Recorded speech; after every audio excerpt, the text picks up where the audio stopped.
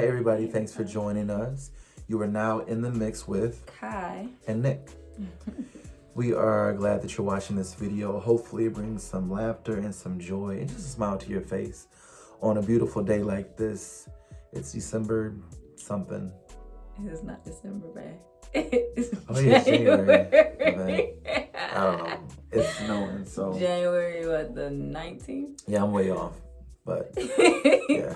Anyway, this video we're gonna talk about basically how we met. We have been together for 6 years and married for 2, going on 3. It'll be 3 in May. So initially, we went to the same church and our families knew each other, and we actually knew each other for about 7 years, I think, before we... It was longer than that. It was a while. It was a minute before we even crossed our minds to start going out and dating. Like, she knew me and I knew her, and I always thought she was very beautiful and things like that. But but either I was in a relationship or she was in a relationship, or just simply, it's like, hey, there's Kyra. It's like, hey, there's Nicholas. Yeah. And so how it really happened, I think it was April, and I just got out of a relationship, and the relationship went bad. And so, you know, I was like, oh, whatever. It went bad. And I remember I was at home. For all you single people, listen up. I was at home and I was in my room and I was praying. I just, casually praying, just talking to God. And I told God, I said, I'm willing to get hurt again if it means that, you know, I get to find my wife. So, which meaning I'm ready to start dating again in order to put myself back out there and start, you know, to find my wife. And it was like God heard that prayer like right away. And the next few months, like, I think you joined the choir. How it started is his dad was walking by and they were singing and stuff, and he said he heard me singing, like, hey, you should be in the choir. I'm like, all right. I'll try out. So she joined the choir, and so that went from just seeing her every week to, you know, 2-3 times a week, because, you know, you go to Bible study and choir rehearsal and stuff like that. And so definitely started to notice, like, wow, this girl is, you know, pretty. But then, like, even... Yeah, you know, guys notice. Even after that, what happened? I woke up seriously one morning, and no, I'm sorry, before that. Like, every morning I would wake up and, like, one of my morning thoughts would be like, Kyra. You know, somebody just crosses your mind, but you don't really think about it. Like, oh, the person, okay. And it just kept happening more frequently until one morning I was, I think, house sitting for a cousin of mine. And I was in her big, huge, wonderful, comfortable bed. And I woke up and kind of just sat there in the bed for a minute. And I woke up and Kyra was on my mind again. And it was kind of just like, God was like, Kyra. And I'm like, yeah, like, Kyra. Like Kyra. And he's like, Kyra. And I'm like, okay, God. Oh, okay. And I remember I literally went to church the next day and she was sitting next to me, and I looked over and was like, oh, like, Kyra. And even though, like, I noticed her in the past, it was like that time I looked at her, it was kind of just like the light, you know, the TV, like light around her, and it's like, duh, like, Nicholas, dummy. Like, God is like, to Nicholas, this is what I'm trying to show you. And so that was September. I noticed her, and then I kept watching her, like, for the next few days and few weeks, like, you know, scoping her out. And then I asked you out in October. And then let me tell you how he played it. Oh my goodness. So we all leaving church, and I'm headed to my vehicle, and he called me, turned around, hey. He came to me, you know, all suited up and had his Ray-Bans on, and asked me, like, do you want to hang out outside of church?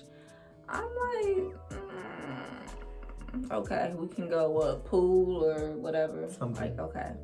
But the fact of the matter, you stepped into me with your sunglasses on. I told him, yo, I should have told him, take them off when you approach me, you know? Proceed.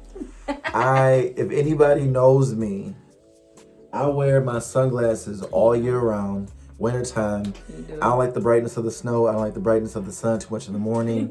When you see me, I'm mostly like this. I'm not trying to be cool, not trying to be flashy, not trying to hate on nobody. It's just I keep them on. And also sometimes when I don't feel like talking to people, it's a good way to kind of just keep going he must be tired. But I just keep them on all year round. I wasn't trying to be cool. Yes, you was. I am cool, but I wasn't trying to be cool. I afterwards. Like he stepped at me with the sunglasses on. I still got her though. Anyway, we started dating in October of 2014, and I was really persistent in pursuing her because I knew there was something special about her because God was waking me up saying, hey, like, pay attention, like this girl is something special about her. And she blushes over this, but honestly, my dad, my uncles, grandfathers always told me, said when a man knows, he knows. And so for you single guys out there, you might not get that. Married guys, you know what I'm talking about. But single guys, when you get it, you'll get it. And what that means is that we started dating in October 2014. And I straight up knew by March of 2015 that this was my wife. It doesn't take long. Like, it was 5 months. Like, I knew that, and obviously I didn't tell her right away. But I knew that, and I just had to take the next about year and a half to really show her my commitment and consistency and really convince her. Like, I'm here. I want you. I'm not going nowhere. Now, when we first started dating, I was like dating as well, but it wasn't a committed. Like, I would have like guy friends and we'd go hang out and stuff. I go out to eat or something like that. I chased them all away. Nothing serious. Now, yeah, he chased the dude away. Like, guy was a sweet guy. He was cool. Guy. I don't know your name. He texts me every morning. Hey, God bless beautiful. You. I hope you find the woman you're looking for.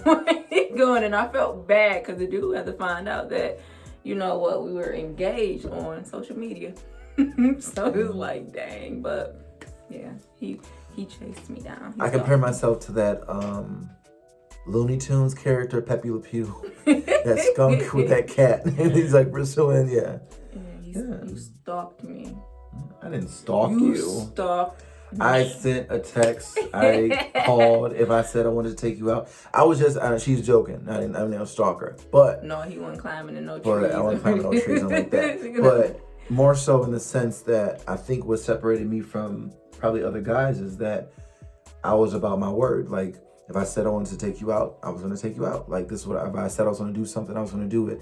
If she needed me, I was there. If we needed each other, we were there. And, just being consistent and not playing games. A lot of people today, younger people, 20s, 30s, they like the excitement of the drama and the questions.